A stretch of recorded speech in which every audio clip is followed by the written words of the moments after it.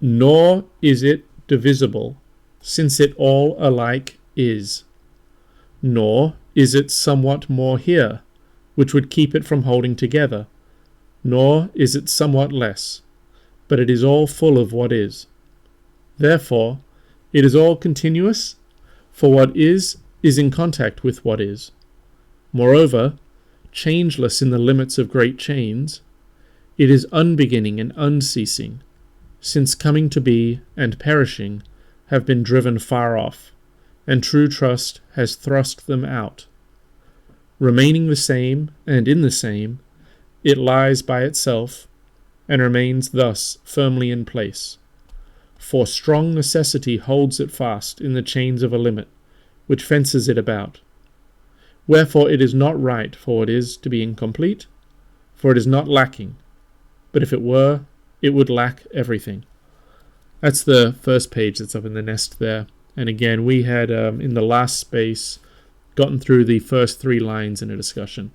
Namely, nor is it divisible, since it all alike is, nor is it somewhat more here, which would keep it from holding together, nor is it somewhat less, but it is all full of what is. And in that discussion, I essentially came down on the idea that when we are saying nor is it divisible, since it all alike is, I'm saying that essentially all of the meaning or detail of reality, you, me, your ideas, everything about the world, it all alike is. It all has affirmative existence. It is of being, with being as a solitary metaphysical entity that subsumes all meaning. I analogized it at one point in my discussion with Ancient to a painting. So the painting has all the painted figures, the material it's made of, everything.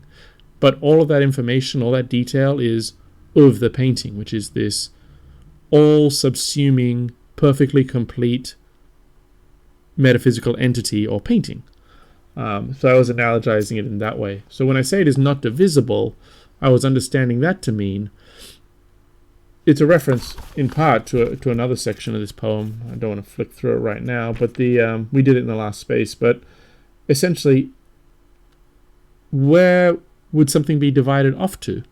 One, we have nothing beyond being, for there only is what there is, right? So we have nothing beyond being by which we could drive into being like a wedge to split it apart. For at the beginning of this fragment and throughout the poem, what is the goddess saying? She's saying, a single story of a root still is left, that it is. Okay, that's actually the beginning of this fragment. A single story of a root, it is, or is, just the word is. And so throughout these talks and discussions, I've always been maintaining that the core teaching is just that single affirmative word, is. And so all of these arguments or inferences follow from the fact that there only is. There's just that one core teaching. And so when we get to nor is it divisible, it's like, if there only is, how can we speak of division in an absolute sense? For there would be nothing to drive into what is or is that could split it apart.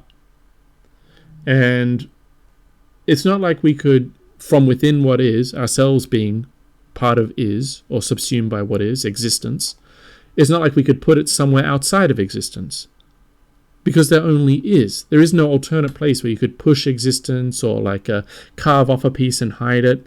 So not only can we not be outside of what is and then use some other thing to drive into it and split it, thereby divide it, but we also cannot take it from within and push it somewhere else because there's nowhere else for it to go. So Alejandro, I see you requested the mic. I'll give you the mic. And Holistic, I see you have your hand up. And I've been bad because I shouldn't have spent time going over what we spent last time. But please go ahead. Holistic and then Alejandro. That's kind of the order the hands showed up in. Yeah, I was going to ask you how the Eleatic accounts for movement, but I guess I found out that the Eleatic school doesn't, at least I think, doesn't believe in music, in music movement. But I would say the indivisibility of being, that rings definitely important to have if you're going to have a metaphorical physics in any way, whatever, and have it be coherent in order to I guess I should ask, do the Eleatics believe in things move? So earlier in Fragment 8 and throughout the poem, but specifically in this fragment, I believe it was either the last space we did or the space before that we reached it. It was actually the space before the last one, so number 5, if you go in the playlist. The section we read there, the beginning of Fragment 8, is really about banishing all talk of generation and perishing, or creation and destruction. And motion is a great example of something that really doesn't work. I mean, we could formulate a way of talking about motion if we want. I mean, obviously, this is a poem where a youth is taken by maidens to go see a goddess. A door opens up, justice lets him in to see the goddess. So there's obviously some sort of motion or a story being told here. But however we think about motion, it can't involve generation and destruction. And so if your idea of motion is like you kick a ball down the hill and it's literally no longer at the top of the hill, like the ball has somehow, when it was on top of the hill, there was no ball at the bottom of the hill. And then when it's at the bottom of the hill, there's no ball at the top of the hill, in a very absolute sense. Then no, motion is impossible, it's rejected. Because being is perfectly complete, and there's no way for being to change into something that is not. But if you had an idea of motion where the whole story is complete, like the ball at the top of the hill and the ball at the bottom of the hill, both exist side by side, like all moments exist equally in a complete and inviolable timeline, then maybe you could. And like I said, this poem is a story about a youth going to see the goddess, so obviously motion is inherent in this story. It's just, how are you modeling it? And if your model involves generation and destruction, then no, they would reject it. Well, doesn't my understanding of what you just said, it would innately have to not involve generation and destruction because it would be indivisible.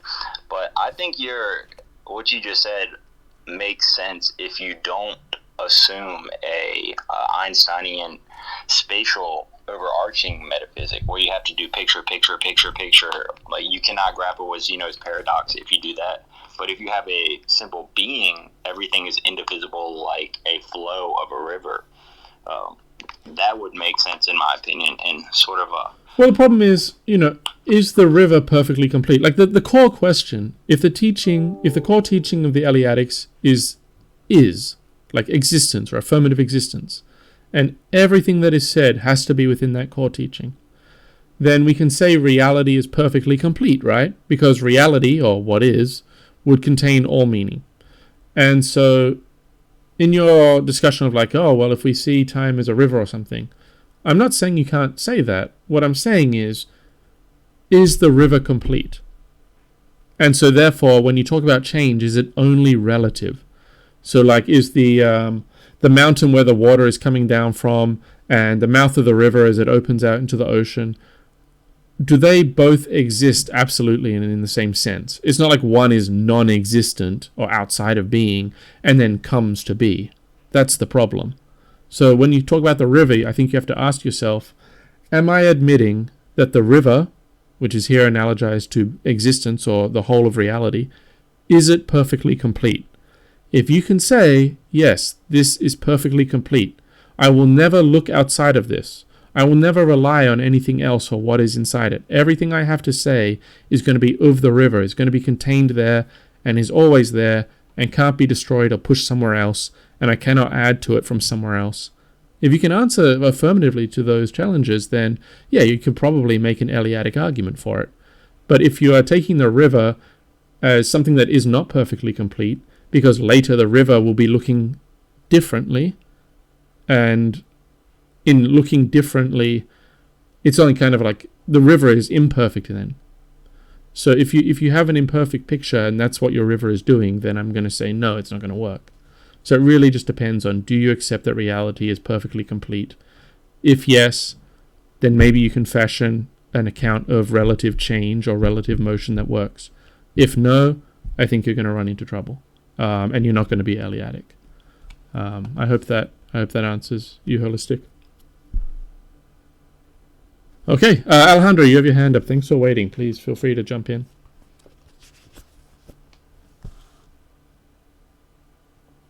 Hey, Twitter fun. Just a question. I guess I'll keep it brief since I think you're trying to get on the way. But I actually thought of this a couple times, and I haven't had a chance to ask you. When you say I guess the way you put it is the Eleatic position boils down to, you put it two ways, is and affirmative existence. Could you put that in the form of a grammatical sentence or a proposition? Yeah, I suppose putting it in the form of grammatical. Sometimes I say multiple words, and what I'm doing when I say that, I'm not sure if it's grammatically incorrect so much as it's just offering alternative words that may narrow down the meaning of a term I threw out there. So when I throw out the term is, so I say the Eleatic teaching, there's just one core teaching from which the rest of the arguments flow as necessary inferences.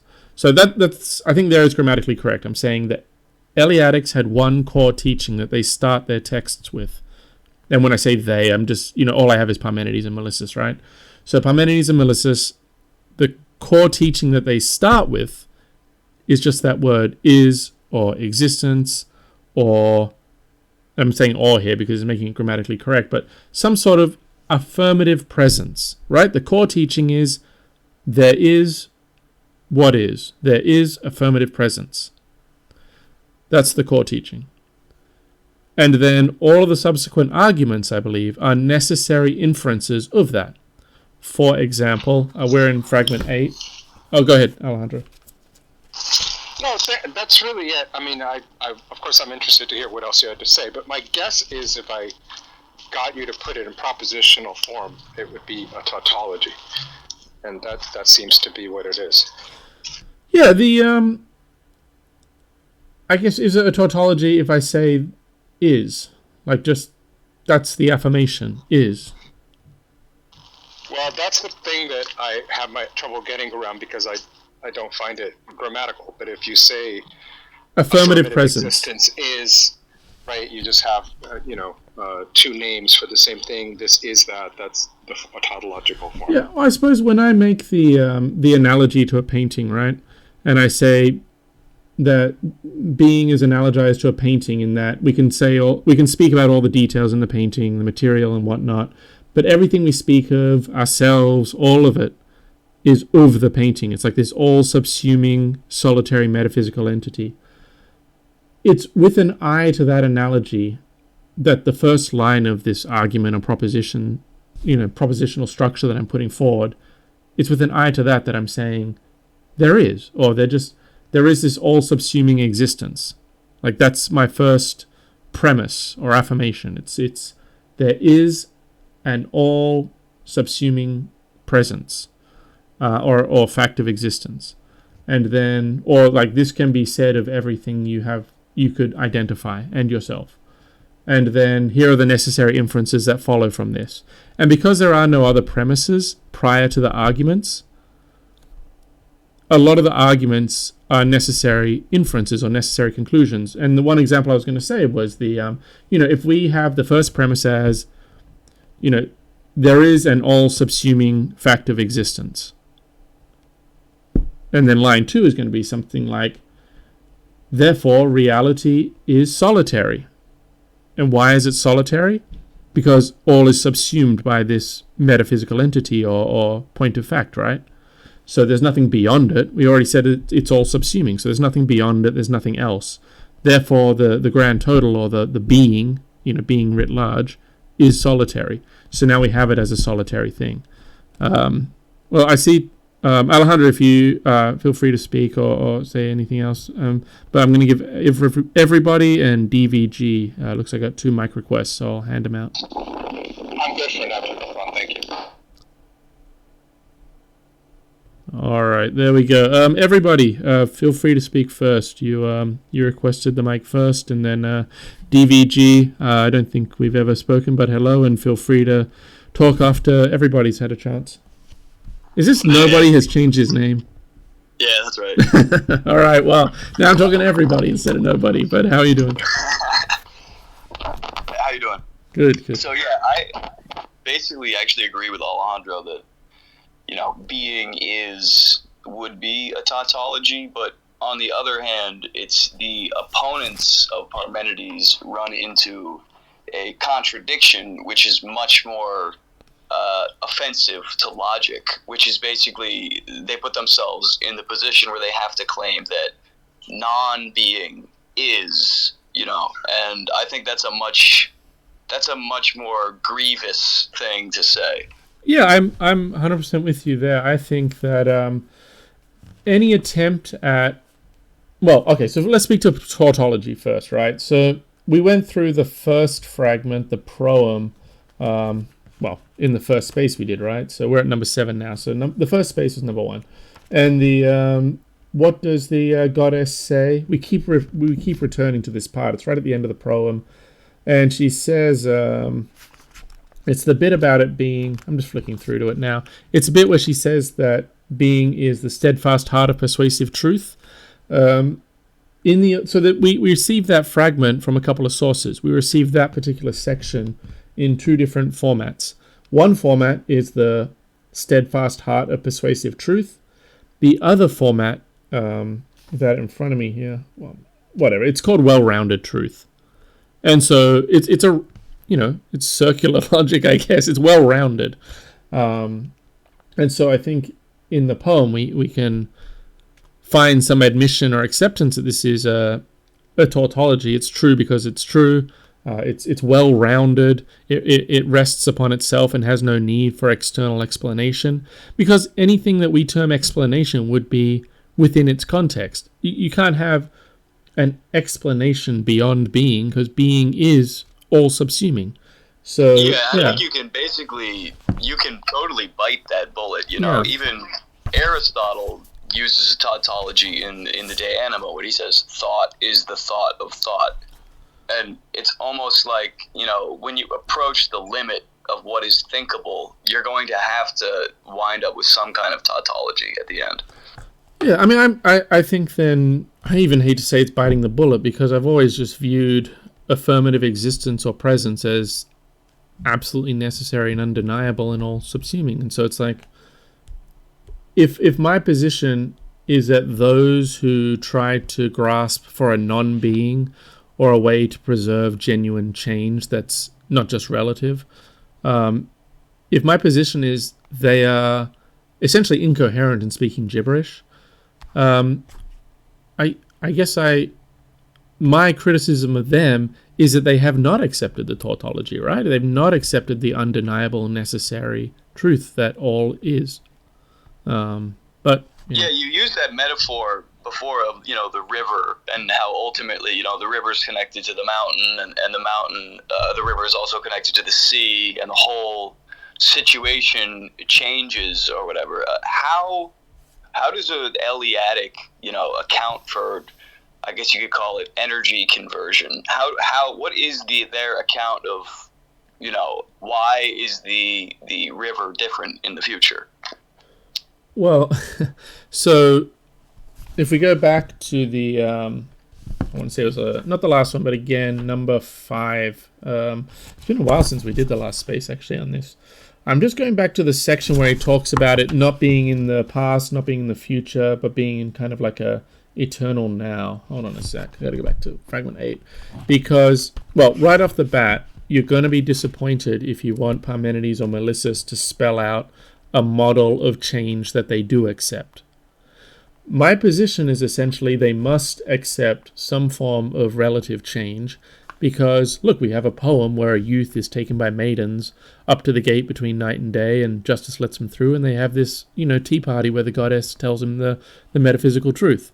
And so, whatever I make of this poem, I have to be able to preserve that story. And similarly, Melissus talks about people speaking of fire and iron and water and earth and the like, and one person rubbing a ring and making it thinner over time. I have to be able to preserve that meaning. But if you are asking, like, do the Eleatics give an explicit chronological, like a framework for time and change that they affirm? Not that I'm aware of. I think what we have to do is adopt some sort of eternalist model of change where all of the moments in change exist side by side, just like everything else. Because what is the core teaching? it again involves something being perfectly complete. Reality is perfectly complete because there only is what there is, and nothing beyond that. So if there just is, then whatever is there, and therefore what is, being, is perfectly complete because there's nothing it's lacking, because you can't speak of anything that outside of it or beyond it. And so therefore, if we're going to talk about a timeline where the river is like this on Monday and it's like that on Tuesday, and then someone pours toxic chemicals in it on Friday, whatever, that story has to be perfectly complete, because everything about being has to be perfectly complete, because being has everything. It lacks nothing. There's nothing outside of it. And so any account of change is going to be very relative. So DVJ, sorry for keeping you waiting. I'll let DVJ. I got another request from Mike here. DVJ, feel free to start speaking. Pilliter, I'll give you the mic, and then we'll go to Alejandro. Thanks. I always I'm so happy because I think you guys are from America and I'm in Berlin, so I pretty much have to wait till midnight here to get the spaces open here, and I always I'm so happy to have at least when I'm just in spaces here in Twitter or X, than to have a final philosophical argument and then go to sleep because it's already after midnight.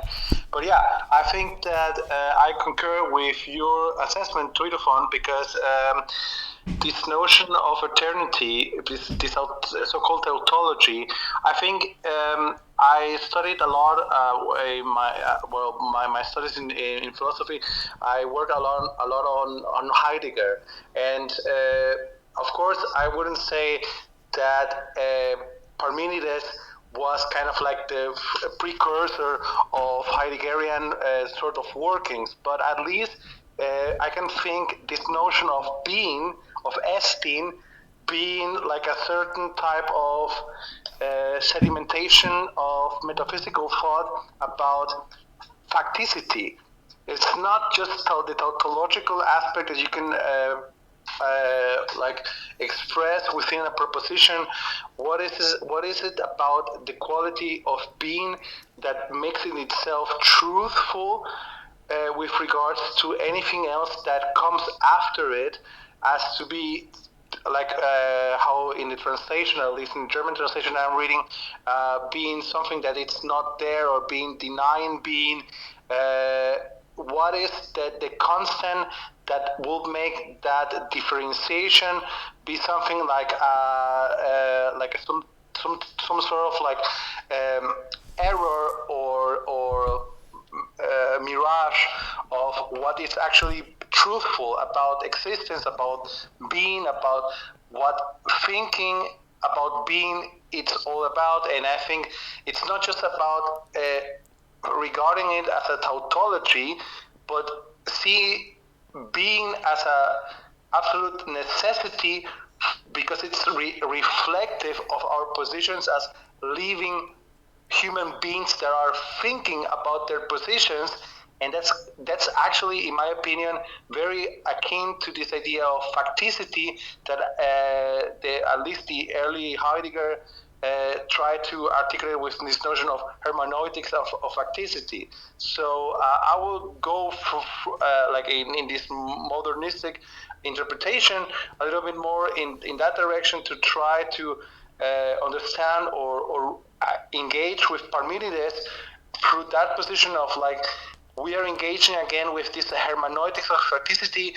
And even though we cannot actually understand Parmenides because we only have fragments of a poem, and it's very difficult to actually have a very nuanced, or let's say very structured and cohesive understanding of what that poem ought to mean. We can parse it and we can have different interpretations of it, but at least I think that's a very striking motive. And of course, the idea of truthfulness and falsity is also within in the poem. It's also a very keen part of it. So I think the fact that Parmenides is introducing both the thesis of what he thinks is truthful, and at the same time is introducing what we are engaged with as something that's not truthful, it kind of takes away the straw man, or takes away this notion of like this just as a tautology, and it's repeating itself. It's just making it a bit broader, and we are introducing different aspects, but we are kind of like still in this tautological mode, because I think it's actually something more within it. That's what I want to say. Thank you, and thanks for staying up. I have to confess, I have not. We have a number of people here who are very familiar with Heidegger and other German philosophers. I myself am not, although I try to jump in spaces and follow along. I do actually need to start reading them because every time I hear about them, I have a lot of concerns about their use of the term becoming, and I just strongly suspect that I completely disagree with them about metaphysics. But I don't really give any specific criticism or outright rejection of German philosophy beyond simply saying that I'm suspicious and suspect I would reject it all, because I'm just not that familiar with it. I need to do some more serious reading and then write out why I reject it. But their use of the term becoming is extremely problematic, and it's not so much, I think, that Parmenides is saying here is the truth and here is what is false. I mean, that's true that the mortals are described in these fragments as double-headed. They're wandering along the path of truth as confused. They don't know the way through the truth. And why are they double-headed? It's because they name two when they should name one. But also the goddess, when she first meets the youth, she says, I'm going to teach you two things, right? I'm going to teach you the steadfast, hearted, persuasive, or well-rounded truth. And she's also going to teach them the things which seem had to have genuine existence, permeating all things completely. So I think she's also saying that these philosophers, whether German or otherwise, or just the common herd of people, all the meaning they identify, all they talk about, to the extent that they're coherent and they presented some meaning, I think Parmenides is saying they're right as well, or the goddess is saying they're right as well. But they need to appreciate that all the meaning that they've conveyed, all they've communicated, it's found on that one path. It's found in affirmative existence. It's wholly subsumed by that solitary metaphysical entity, which I analogize to a painting. And so to the extent that Heidegger and all the other Germans offer meaning, I would say an Eleatic can appreciate it, but they would put it within being. And then to the extent that I find terms like becoming tricky, it's that I believe that becoming falls prey to the objections to generation and perishing, for one, that we found earlier in the space number 5, dealing with the beginning of fragment 8, because becoming is sort of like, how can you become if you're not to become something that you are not? But again, I'm not familiar enough with Heidegger. I don't want to just say that he is wrong and I know why. I just strongly suspect that anyone that speaks of becoming from the days of Plato onward have at their core some sort of rotten position. No, but it also it's also about the translation, because it's like when I was writing my master thesis, I was writing about like the later Heidegger, and trying to find like secondary literature was very difficult, especially on the later Heidegger. And some things that I tried to read it in many different languages. I can read like in Spanish, in English, in German, and many things that I kind of like realized what English authors that are kind of serious about the subject, they kind of like try to be very careful about the translations. But about becoming, I can say it because I actually graduated within that topic. The notion of becoming within Heidegger, it's not about you becoming, like you yourself, or even like a life form or a society, but it's actually a sort of like openness of being, of like if you want to engage with the notion of TST, of Parmenides, it's kind of like the TSC opening itself up for a certain type of culture and then closing itself entirely and letting that culture be re-engaged with the world. That's the type of becoming that Heidegger is actually talking about, especially in the later writings. So it's not a becoming that you are always kind of like differentiated from being or striving towards something different, but it's an opening of what it already is, like being, esti, opening itself up and letting new possibilities to be engaged for the thinking being. I mean, the thinking being be like let's say a individual like Plato, or a culture that's re-engaging its perspective towards its environment, and that's kind of like the sort of becoming that's being at play. But I think that the notion, for me, importantly in the discussion that you were having, was to say like it's not a tautology. I mean, I completely understand that modus operandi, or at least that positioning, because whilst I was studying at the Humboldt, there were many analytical thinkers about ancient philosophy, and this analytical position is always trying to have a very, let's say, particular positioning about different topics, about the types of methodologies that you can introduce whilst talking about these ideas. And that's kind of like where it differentiates the continental type of thinking from the analytical. And I was kind of like in the middle. I always wanted to strive both of them, like not let the one supervene the other. And that's kind of like, for me, very interesting. So, yeah. Thank you. I have to confess, obviously, I am pretty ignorant of Heidegger and the others. When you talked about, I'll just say one thing about my concern, and it may not be justified at all, but when I hear about being opening itself, I no longer think we're speaking of being. So switching tracks to Melissus, for example, we find in the fragments of Melissus that he says, speaking of being again, or the whole or the one, he says, but neither is it possible for it to be rearranged.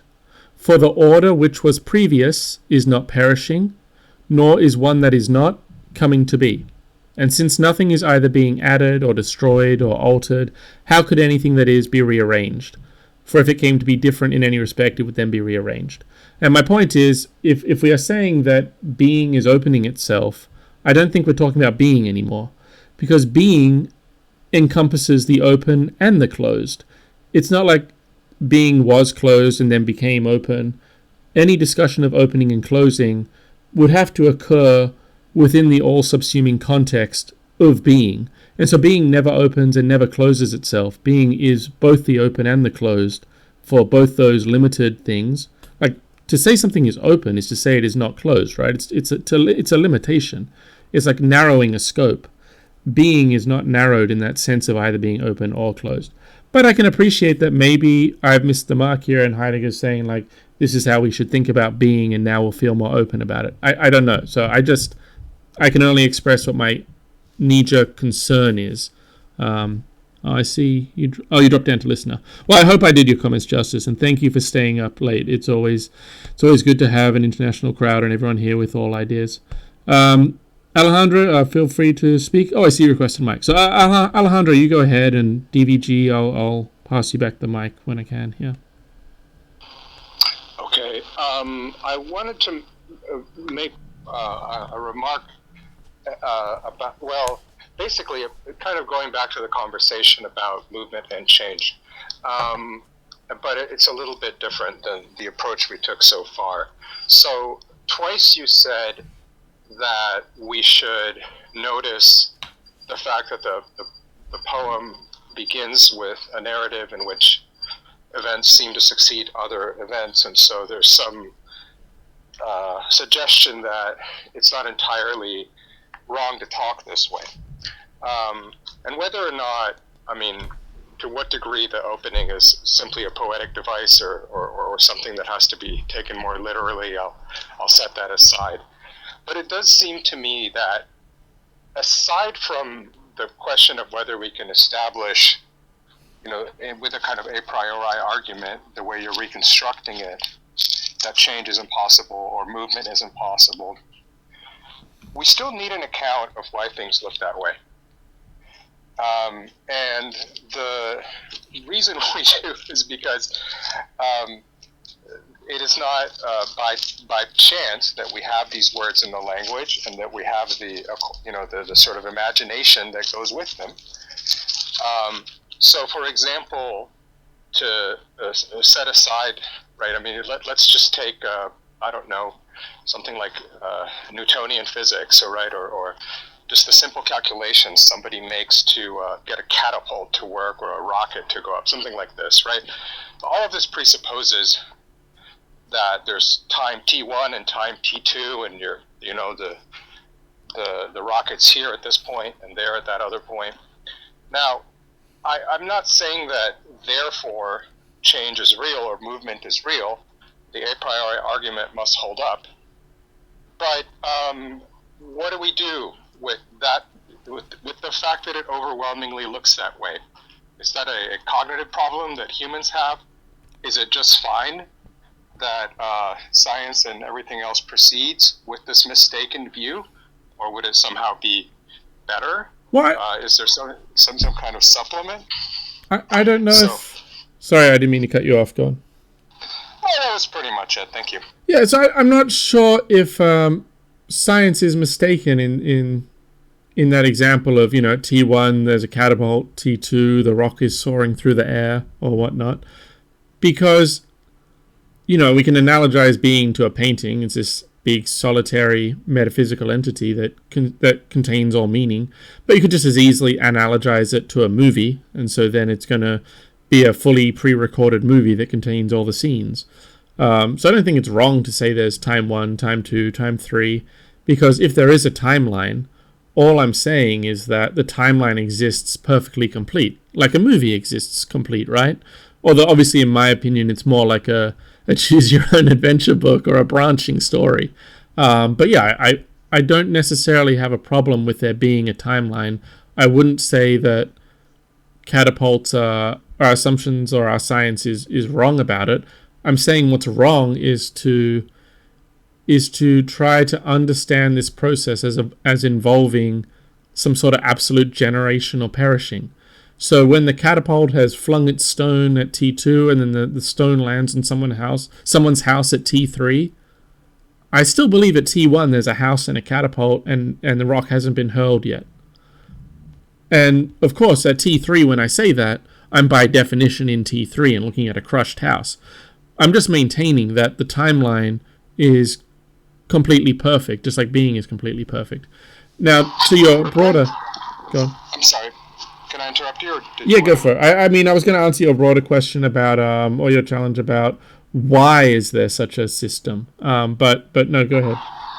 Well, yeah, let's get to that next. But it just seems to me, when I listen to you say what you just said, if basically you're if you're completely fine with the way let's say the ordinary description in physics of a series of events, then you're also kind of saying that it doesn't really matter whether someone understands the nature of being, because they're proceeding correctly whether or not they're telling the right story about it.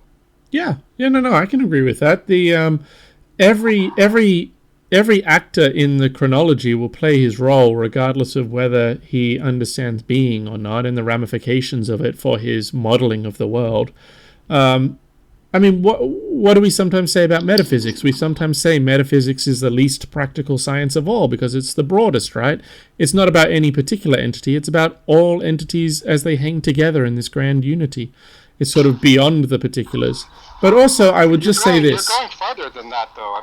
You're going farther than that. I mean, I think you're almost saying it literally doesn't matter.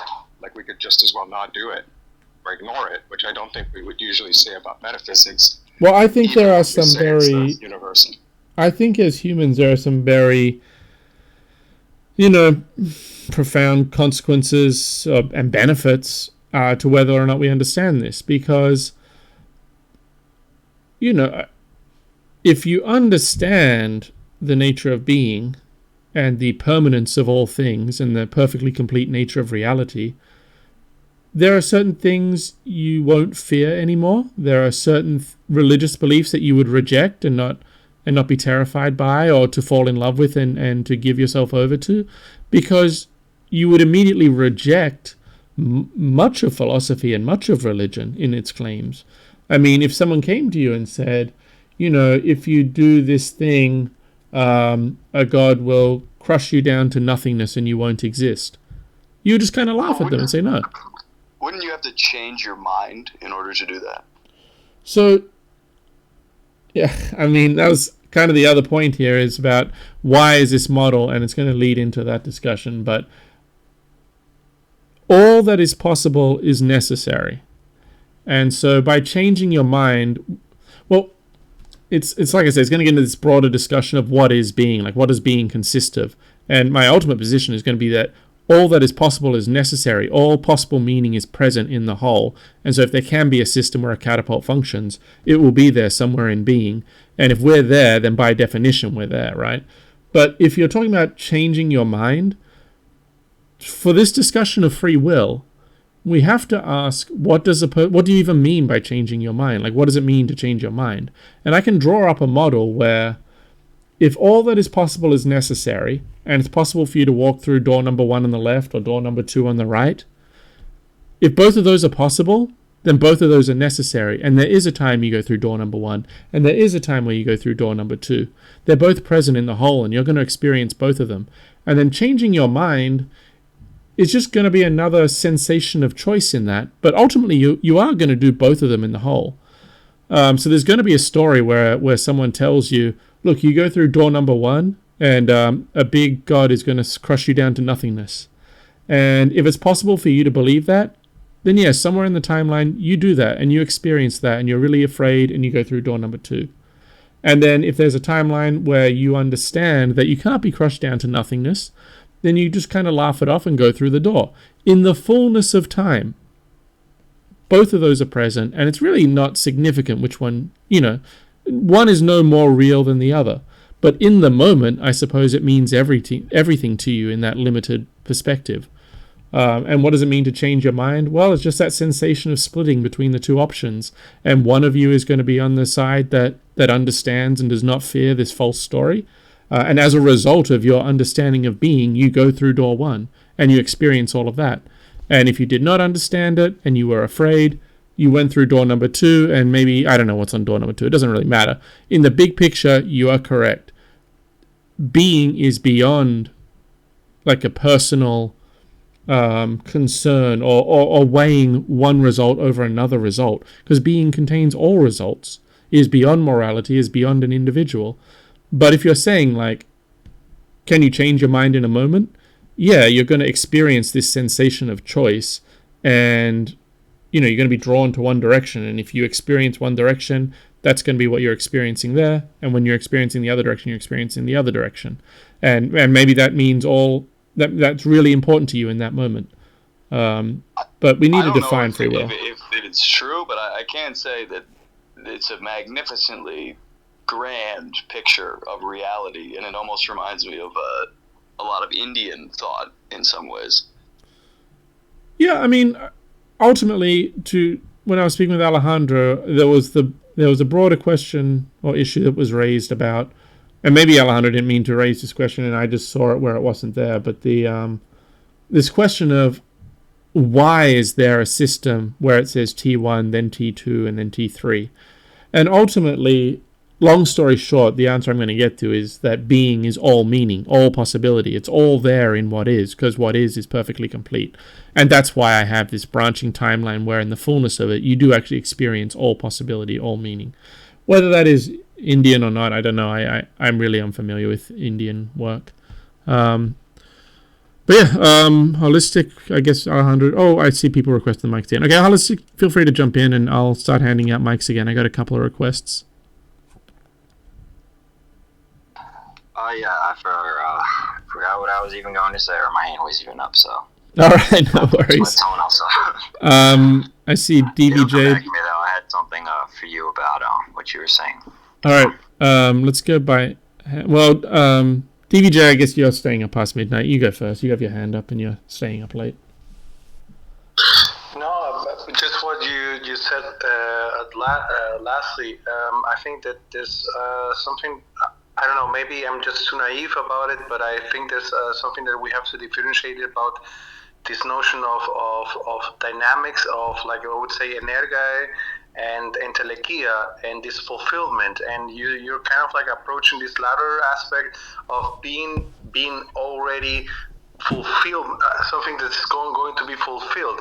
It's already been happening. These two propositions, door number one, door number two, are always themselves already being fulfilled. And I completely disagree with that proposition, because I think being, like, again, I come from this continental Heideggerian perspective. I would say, like, just to think about it through that lens, it's about the type of possibilities that are kind of like already being open to us. Because again, it's not a tautological aspect to think about being something as already being there, and we're just kind of like inferring something out of it, but it's kind of something that is becoming that sense of we are engaging with. But again, you're denying this idea, because of what you said before. You're not entrusting this I would say this interpretation of becoming. So for me, it's kind of like a bit difficult, because I kind of like don't want to move the conversation to a position where you're not familiar and actually want to discuss the ideas that you are kind of like approaching with from your interpretation. I can certainly, like, okay, so we got a lot of hands, a lot of people talking, so I'm going to put the text away for a bit, because I don't think we're going to get too far through the fragments, but this is interesting. I think you're just essentially confirming my suspicions, right? You're going back into becoming and saying that you think there's this possibility to open with or to be energized. And essentially, I view this as incredibly non-Eleatic and essentially the death of philosophy. I think what you describe here of a being that can be opened up or that can become is the death of reason and philosophy, and the greatest error metaphysically possible, and why I would reject the bulk of religion and philosophy out there as essentially failing to recognize reality as a perfectly complete whole. So I would very much like to discuss with you in the sense that you talked of, and I don't want to twist your words, so you view door number one and door number two, again, I don't want to twist your words, but am I correct in understanding that you think they're not energized or actualized, or those events have not actually occurred? Like they're just possibilities. Are they something different from the present now? Right. I mean, actualized is actually a better word. It's something that it actualizes, and within that actualization, you can see the different possibilities that might come out from opening the door number one instead of opening door number two. And there are not possibilities that are completely fulfilled just by the sheer instantiation of being, but something that it can be fulfilled whilst they are becoming, in the sense that they are being actualized. Right, so now my concern is this process of going from, and again, I'm not familiar with the Germans, I don't know if they use the term potential and actualized or the equivalent in their language, but we're going from a potential to an actual. So you, in your model of this change, so there's a person, he's facing two doors. One door is on the left of him, one door is on the right of him. And he can go through the left one or the right one. But in your model, that's the whole of reality right now. It's a person standing in a room, that's the actual. And then there's a person going through door one, that's a potential, and a person going through door two, that's a potential. And what you're trying, I shouldn't say what you're trying to do, but my fear is this, or my reason for rejection and saying this is wrong is this. You're trying to take the potential, I think you're trying to take the potential of the man walking through, say, door one, and then replace it with an actual. So here is the actual man on the other side of door one. And my question is, where did you get the actual man on the other side of door one? when did the actual, not the potential or the possibility, but where did that actual enter the picture? Was it always there and time was a perfectly complete whole? In which case this change of potential and actual is just a relative observation? Or was it an is not and now is? And somehow the old actual has become an is not, which is really what all these fragments are about rejecting.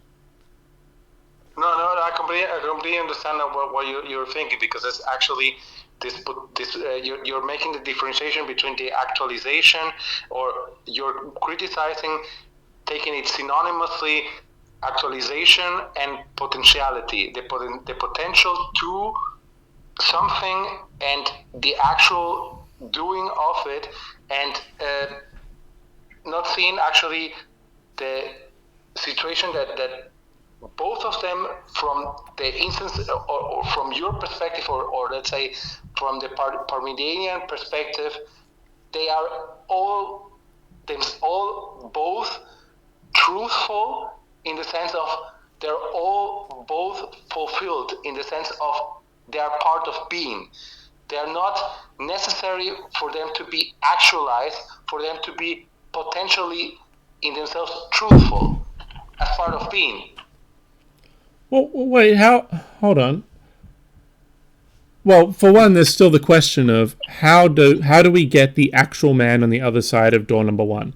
Like, when you have the actual man standing in the room faced with two doors, one on his left, one on his right, and that's the full picture. Actual man in room, potential door one, potential door two.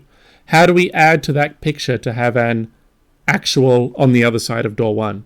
Because my understanding, if you agree that the actual man in the room and the two potentials is the fullness of what is, like the fullness of existence, how are you adding to that? And then the other question is, it sounds like you're saying that there can be possibilities that aren't fulfilled. And I don't want to just throw two questions at you because it's hard enough to think about one, but how can something be possible if it never occurs? It just wouldn't be possible, right? It would be impossible because it's something that does not occur. This is, of course, Diodorus Cronus, right? He speaks directly to this point. But yeah, I would. Well, I don't want to throw two questions at you. It's unfair. It's already hard enough thinking about one. So how do you get the actual? We have the three questions. Like the first one, how do you get a person through door one or two? How then is the one of the other also be completely fulfilled, one way or the other? And the third question was? Well, so I just want to focus on one question. I don't want to just load up questions. So No, but I find it very, very interesting, because it forces me actually to really think about it, and I find it very, very, very awesome to have that discussion. And I mean, that's kind of like how we interpret then the Parmenidean text, the fragments. And also, I mean, I have my bias because I already have this engagement within German philosophy. But I personally would say, I mean, the first question I would answer it if I would try to answer it like let's say like a thesis. I would say we don't have the choice to either go from door one or two. We are thrusted to that possibility either or, because we don't have the choice to set ourselves in a position to make the stance, do I want to go through door one or two, because we already are embedded or thrusted within already taking over a choice. Taking over a choice is part of this notion of being in the world. This structuring that Heidegger lays out in Being and Time. So from that perspective, I would say I can answer that, but I mean, you wouldn't be satisfied because you want to have it maybe from more analytical perspective. I guess if I can just narrow the conversation really quickly. So here's two questions that I think we'll just see where we are and maybe move on from it. It's basically, one, do you agree that The whole of reality could be described this way. A person standing in a room, and then a potential through the door 1 and a potential through the door 2. Like a presentist model of change. Is that fair to say that's the whole of reality?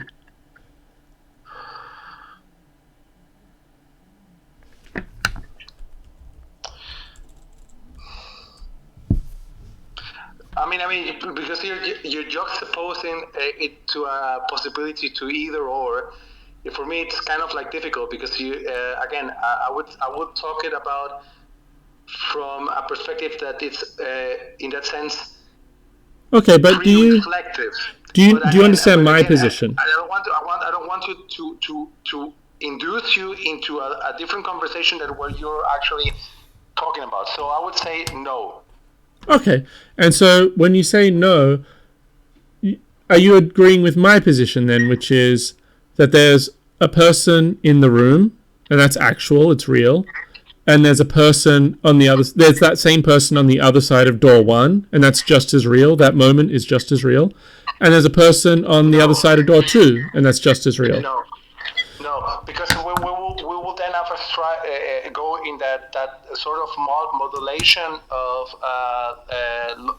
modal logics and go into this third type of possible worlds a la David Lewis, and I don't believe that that's true. I actually, if I want to engage with modal logic, I am more akin with the Kripkean type of perspective, where he at least with the sort of name recognitions, he strives at stipulated possible worlds. That means that we can stipulate it what person number 2 will be while it's opening the door, but that person is not factual, it's not actualized, it's a possibility, and that's kind of like where I am philosophically. Okay. Unfortunately, I'm not familiar with those authors either. I'm just not well read with modern people, I guess. But my model is essentially. Like I said, I'm going into the defense mode because you're struggling very hard questions, and that's fine. It's great. Yeah, I mean, ultimately, if we have this position where being is this one solitary metaphysical entity that contains all possibility, all meaning, that is ultimately why I believe there's a person. Like the timeline is complete. There's no such thing as potential then becoming an actual, except as a relative observation. Because, of course, I think being is perfectly complete. Therefore, everything about being is ultimately complete, including the timeline. But I guess I got a bunch of authors I should also be reading. But thank you. I do see Alejandro's had his hand up for a while. Maybe we can circle back DVJ after everyone else has also raised their points. Alejandro, feel free to speak. And then Holistic, I'll get to you. Yeah, thanks, Tweetafon.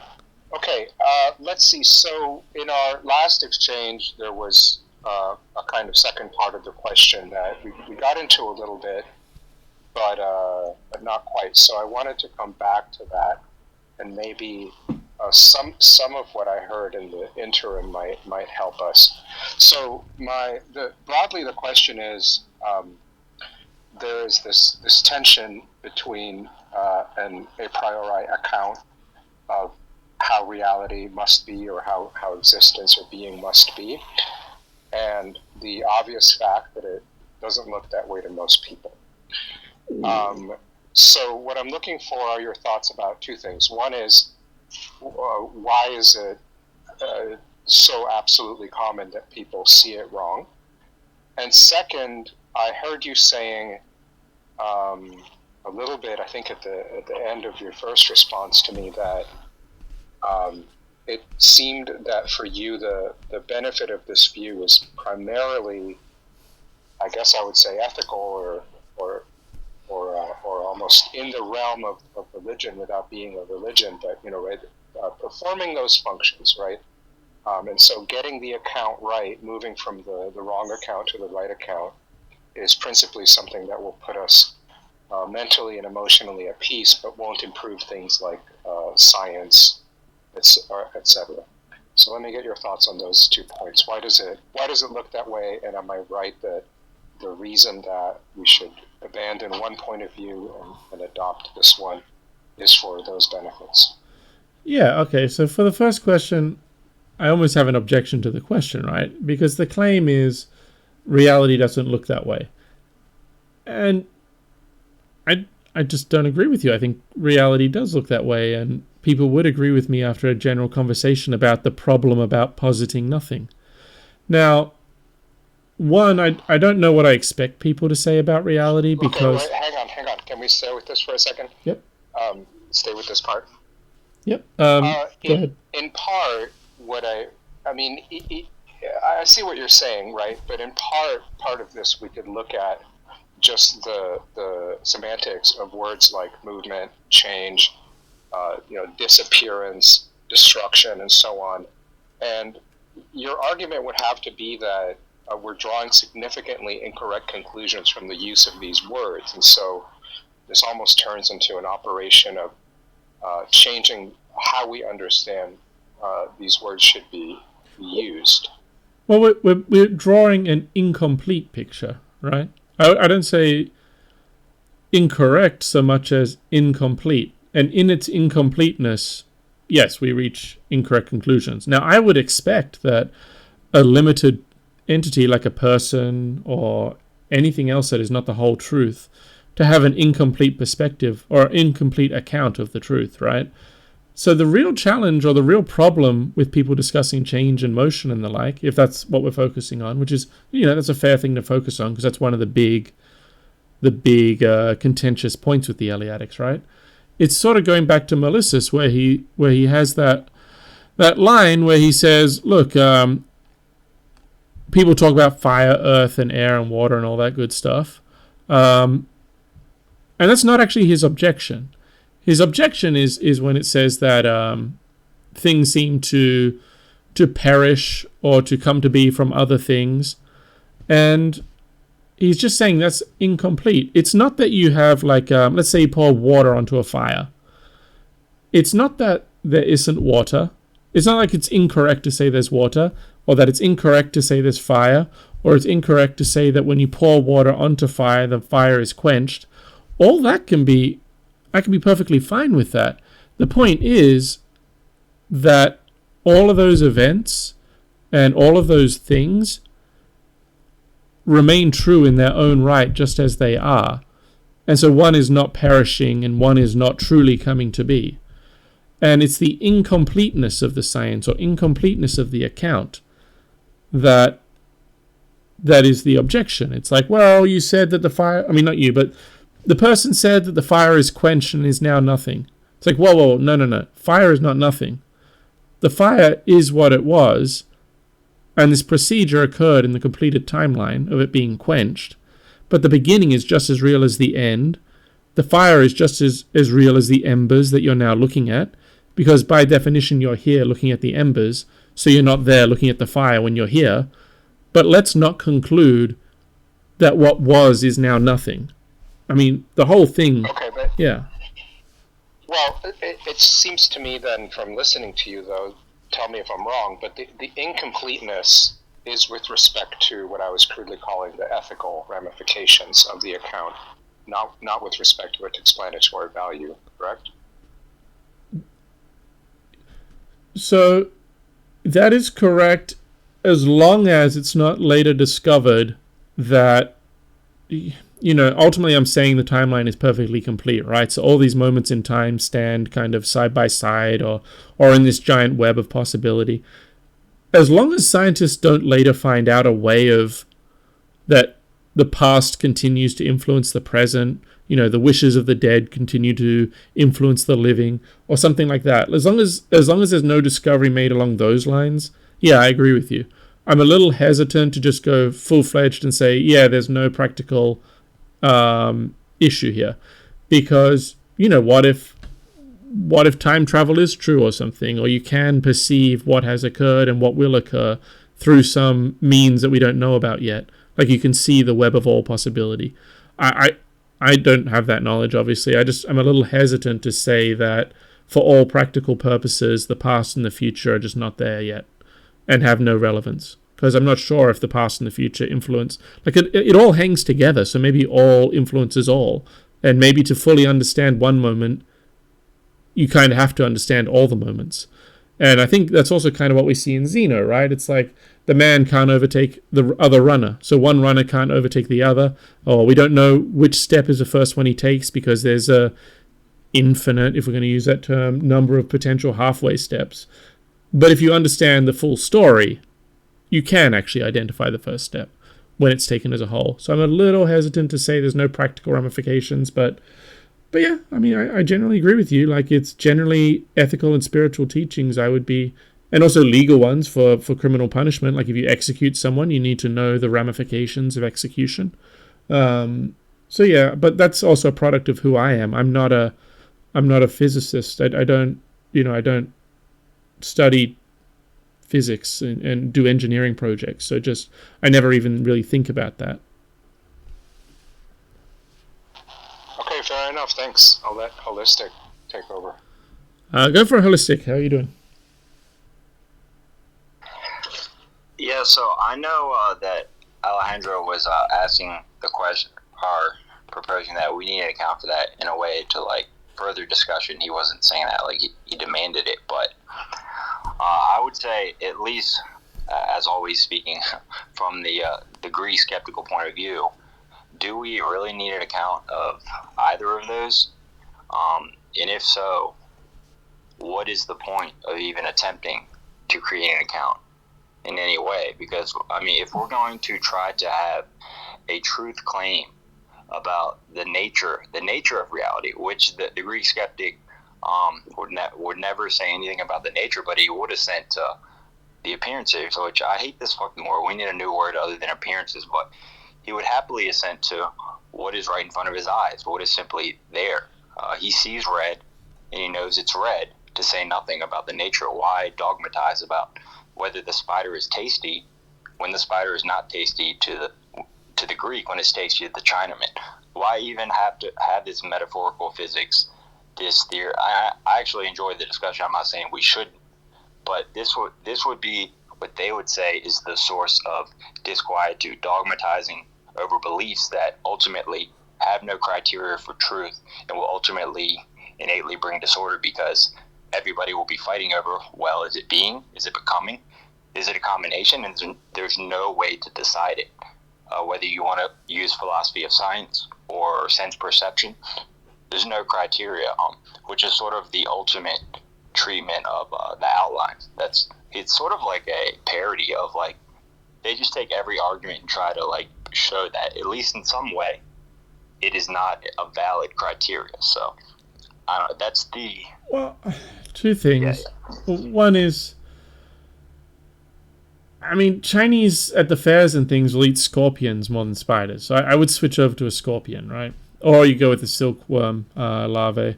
But the spiders, I don't know. I never really ate spiders when I lived in China. But scorpions, I'd go with those. And in terms of why would you model reality, this is a very limited or relative question, I suppose, because it's not really a metaphysical question. It's like, why would I as an individual do this, I suppose you're asking? Like, what is my motivation to do it?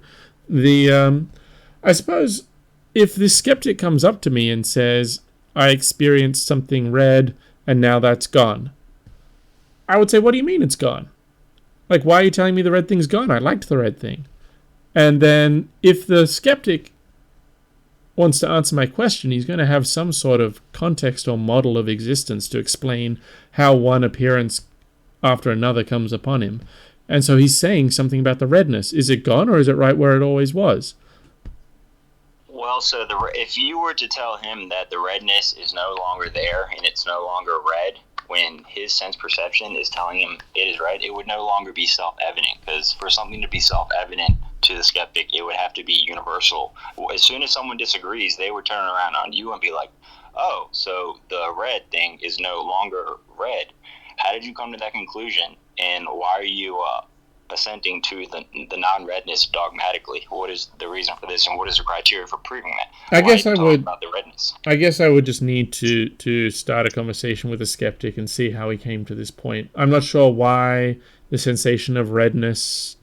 Firstly, we have a model clearly where you're saying that the world consists of different entities, and one entity is red, and then two other entities relate to it somehow. and we can't say it's truly red unless both entities agree that it's red. It's just an odd model. I'm quite happy for one person to say it's red and another person to say it's blue, and to accept that both of these accounts are true, because I can say that the one person experiences something when coming up against that object, and That's another what person. they would agree with you. Okay, great. So I would just, it's fine. And then the other thing about the question still remains of, if the skeptic comes up and tells me, like, yesterday is gone, I would just say, what do you mean yesterday's gone? Like, what do you mean? Because yesterday hasn't gone. Yesterday's where it is, where it always has been. It's yesterday relative to where I am now. But, the moment that they say yesterday is gone is also gone in the same sense. It's just, I would have a very long discussion with them about their account of change and reality, and I probably would reject much of what they said or expected me to believe about things coming and going. But I'm fine to say that some experiences are not universal. Like I think last time we talked, I keep going back to that Heraclitus fragment, right? Where it's like the salt water is life for fish, but death for humans. And I'm fine with that. Yeah, some entities like salt water and swim around in it, and some will drink it and die or drown in it. I don't see this as a contradiction or a problem. Well, let me put a point in one point, and maybe we can take it up another time, because I am interested in. I'm not saying anyone who is an advocate of Parmenides or anything is like getting mad or anything, but I do seem. It's probably because I haven't read the full poem, but most people that advocate for Parmenides, they seem unwilling for whatever reason to even be open to something like adding Heraclitus to the framework, which sort of like dispenses with the instantaneous movement sort of paradox that we've been talking about. And even just, they don't have the full fragment, but the missing fragment from Parmenides is called essentially On Appearances, and it's on the way of opinion. So it could be, and I'm not saying I know, I certainly don't know, that the missing portion of Parmenides is really going to deal with all these issues we're talking about. And I think this is at least not completely ridiculous, given that Eusebius criticizes Parmenides as a Pyrrhonian skeptic, and a couple other people do too. Well, you're right. We only have fragments. We have substantial fragments and a lot of commentary, but you're right. It's not like Parmenides wrote down like, I am a Pyrrhonian skeptic, interpret me this way. But we will go over the path of seeming. We'll go through those fragments as we make our way through the text. We have seen a couple of references to the path of seeming so far. Because what was we actually talked about it in this space. Hold on. The end of the proem. What does the goddess say she's going to do? She's going to teach the youth. Here we go. It is right that you should learn all things, both the steadfast heart of persuasive truth, and the beliefs of mortals in which there is no true trust. But nevertheless, you shall learn these things as well. How the things which seem had to have genuine existence, permeating all things completely. So, of course, I break that down in my head that the promised lecture or lesson from the goddess is going to be, we're going to teach you the whole of existence or the whole truth, that thing I analogize to a perfectly complete, solitary metaphysical entity, like a painting or a movie or something. And then you're going to learn that, okay, the mortals, the humans, the double-headed ones who wander confused, all the things they say had to have genuine existence. Because genuine existence, or isness, or what is, permeates all things completely. And so the way of seeming, whatever the additional lost parts would say or not say, in my interpretation, the way of seeming serves two purposes. One is, she's gathering up all of the meaning and all the latest discoveries and thing is. It's kind of like a tour de force of it. And she has to kind of do it because she wants to show that all of that meaning is on that path of truth. It is in that steadfast heart of well-rounded truth. Because that's where all existence is. And to the extent that any human teachings or what the mortals say and do has any meaning, it will be found in that solitary metaphysical entity that is all meaning. And then the other reason, of course, is given. We haven't reached it yet, but it's like at the end of fragment 8, I want to say. Yeah, she says, you're going to learn about the mortal beliefs. And essentially, she says at the end there, no opinion of mortals shall ever overtake you. Because presumably she's going to send the mortal, the youth, back down into the mundane world of Twitter spaces and the like, and he's going to have to fight with all of us because we're going to disagree with him initially. And so she's teaching him all the great science lessons because then he's going to come down and explain where they have shortcomings or are incomplete or contradictory. So that's the other reason for the path of seeming. It's both A, we're going to preserve all the meaning, and B, you're going to go down there and when people try to push you around, you're going to know all this stuff and you're going to push them around and point out their shortcomings. So that's what I think of the way of seeming. And we'll get through the fragments eventually. Well, if I could say one last 2 sentences, and that I don't even want a response. It would be, what are appearances and the way things seem to you as long as nobody disagrees with you, if not the way things really are? I mean, what else would they be? I mean, they would assent to that undogmatically, and they would make no claim about, like, oh, the true nature of this being, oh, it's becoming, oh, it was here, it was spiritual. But what is that if not true existence? Like, what more do you need other than the appearance nobody disagrees with? I don't care if people disagree. So I think you've gone a little too far. It's like, I agree, appearance is real. Like, what?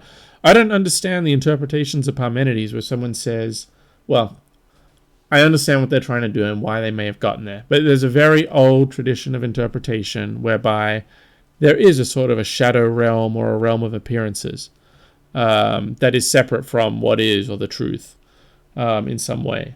But I wouldn't go down that track. I think, yes, I'm with you in saying that,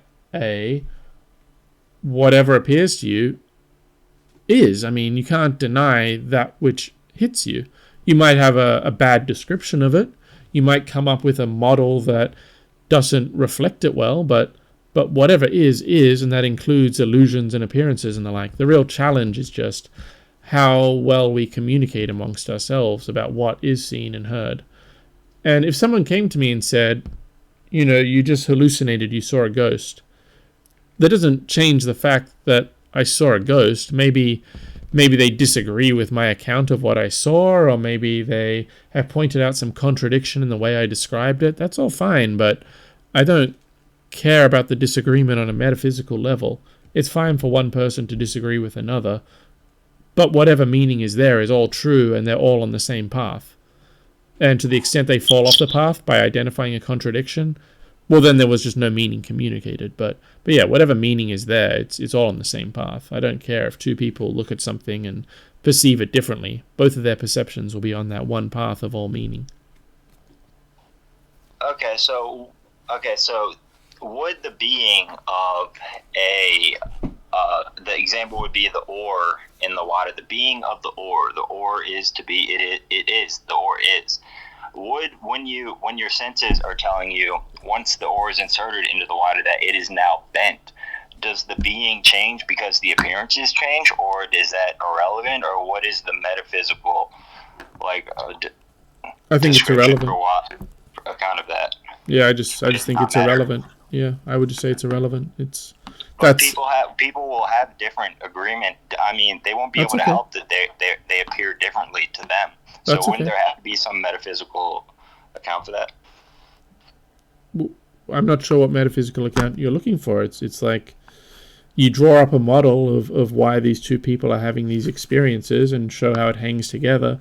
I suppose you draw up some sort of model where eyes work by light reflecting off of objects, and the light is somehow challenged or diverted by the water, and therefore it makes the reflection look wonky to the eye, and therefore the person doesn't see it as it might be if they were receiving that information differently. I mean, we can draw up a model about why sticks appear to be in a different location when they're in water, but I think the appearance and the experience of looking at a stick is just as real as a stick. Everything is real on that Like there's Well, nothing so that what is not the real. true being of the or that I guess is the question, because It's you said all, that it all. The appearances stick, are, the experience, it was all true.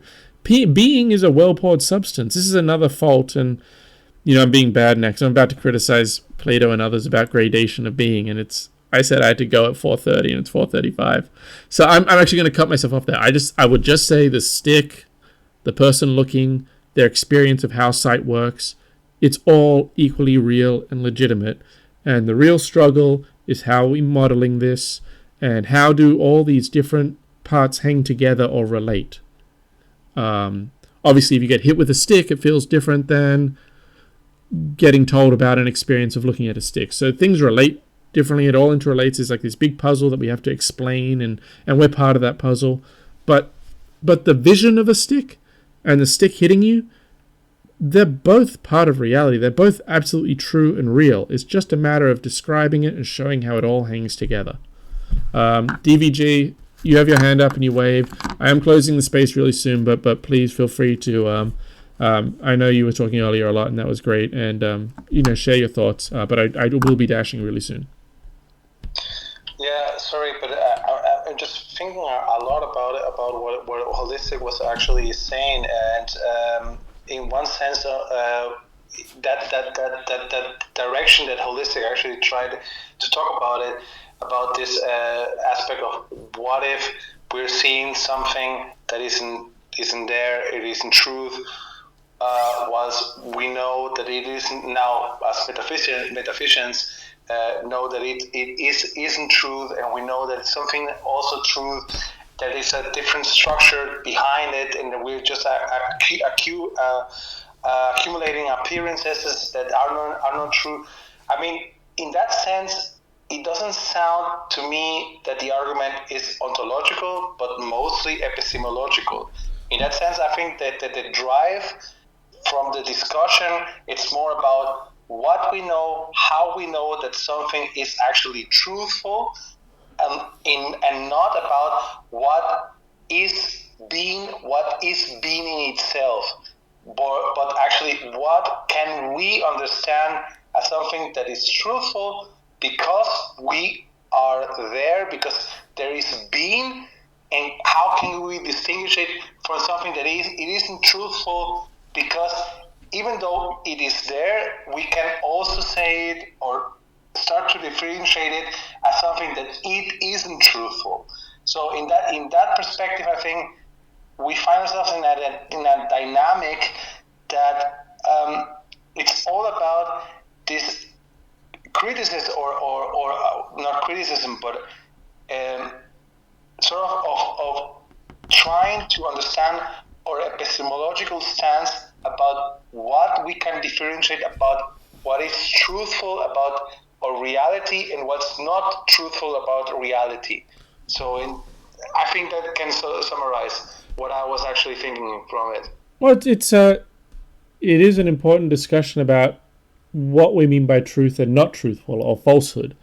And so for that discussion to take place, and maybe it will take place in another space, I think we have to define what we mean by not true or false. Often we will say that the truth is what is. Well, being is all that is, and it literally consists of all meaning, so that would mean that everything is true in that sense. And then I would hesitate to use the term false in that sense, because there really is no opposing false or not true to lean against being or to hem in being or to be other than being. But obviously we still use true false language, and so we kind of have to define what we mean by it. And yeah, I think it's an interesting discussion, and hopefully we'll have it in another space. Thank you for all your contributions. Thank you as well, of course, Holistic, Alejandro, and everyone else who spoke. If I missed anyone, I apologize. I do have to run.